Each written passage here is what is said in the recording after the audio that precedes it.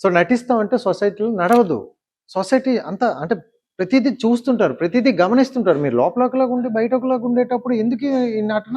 Next వచ్చే impact ఉంటుంది. అంటే నెక్స్ట్ వచ్చే సీజన్‌కి ఇంపాక్ట్ ఉంటది. నెక్స్ట్ వచ్చే కంటెస్టెంట్‌లకి ఇంపాక్ట్ ఉంటది.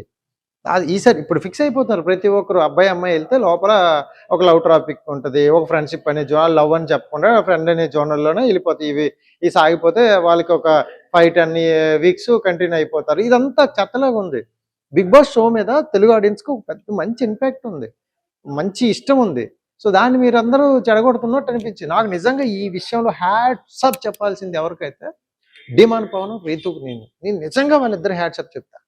సో అసలు రీతు గురించి హౌస్‌లో ఉండేటప్పుడు అమ్మాయి నటిస్తుంది, అమ్మాయి వాడుకుంటుంది, డిమాండ్‌తో ఆడుకుంటుంది, ఇలా 100 మాటలు అన్నారు, 100 కామెంట్లు చూసా.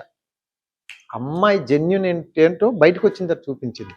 ఎక్కడికి వెళ్ళినా, ఏ పార్టీకి వెళ్ళినా, ఏ ఫంక్షన్కి వెళ్ళినా, ఏది వెళ్ళినా డిమాండ్ పవన్‌తోనే వెళ్ళదు. ఈడు ఫ్రెండ్ రా అంటే ఫ్రెండ్ లాగే ఉన్నదనమాట. సో అలాగే అట్ ద సేమ్ టైం వాళ్ళిద్దరు కలిపి ఒక ఇది చేశారనమాట. అది ఇంకెంత. సో జనాలకి ఒక ఎంటర్టైన్మెంటే కదా. మిమ్మల్ని నమ్ముకొని మిమ్మల్ని షో మీకోసం షో చూసి మిమ్మల్ని నమ్ముకొని మీకోసం ఫ్యాన్స్ పిచ్చి అనుకుంటూ కొంతమంది ఉన్నారు.